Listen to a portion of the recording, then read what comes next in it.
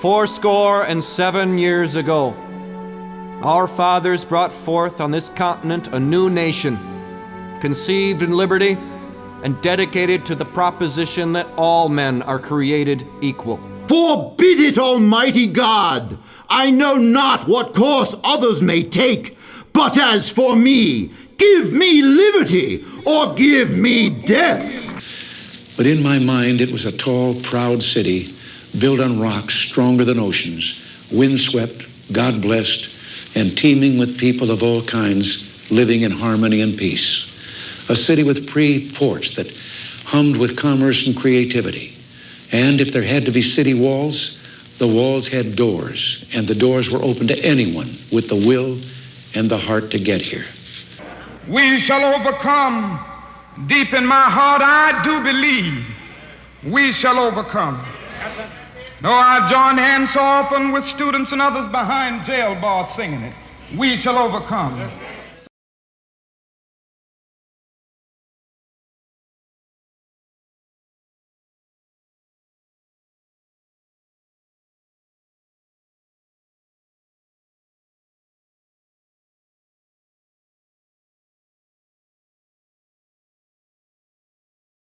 On July 16, 2011, hundreds of Washington Leadership Conference students from all across the nation worked together to pack 30,000 meals for orphans in the Dominican Republic. On April 11, 2011, South Dakota FFA members spent nearly 460 hours preparing 100,000 meals for Kids Against Hunger, a humanitarian program that feeds poverty-stricken families all across the world. Cheyenne, Oklahoma, a rural community, is home to nearly 170 families. In December, their local FFA chapter collected 5,000 pounds of food to feed 100 of those families during the holiday season. Today, FFA members everywhere realize the need of fighting hunger. The National FFA organization's newest initiative is Feeding the World Starting at Home. Similar efforts are being made across the country. Businesses and organizations are developing programs to send food to those who need it most, both domestically and internationally. These programs are being well received by the American people and are common acts of kindness among all. It's hard to imagine that at one time America was the least likely to step up and feed the world.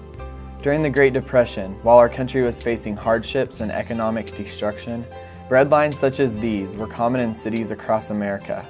It was the uncommon actions of one uncommon man that changed everything.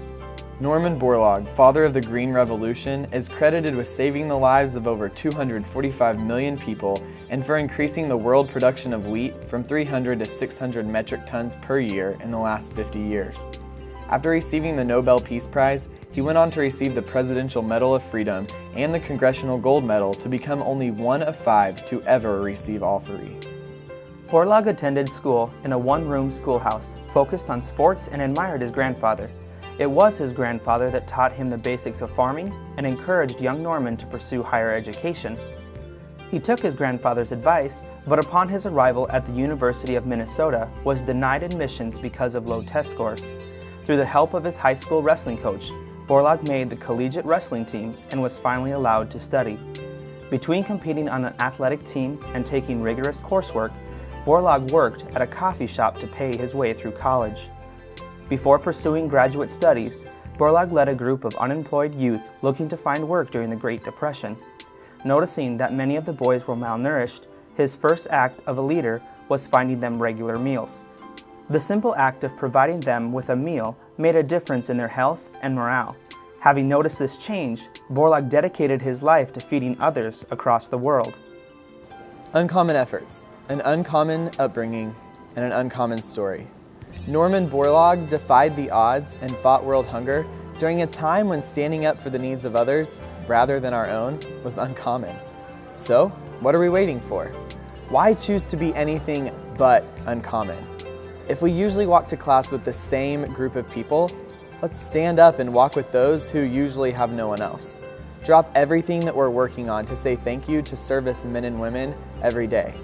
Instead of trying to find the closest parking spot to the store, let's park in the very last spot. Let someone else park in front of us so they don't have as far to walk.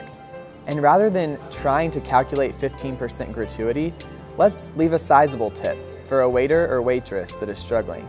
Be uncommon.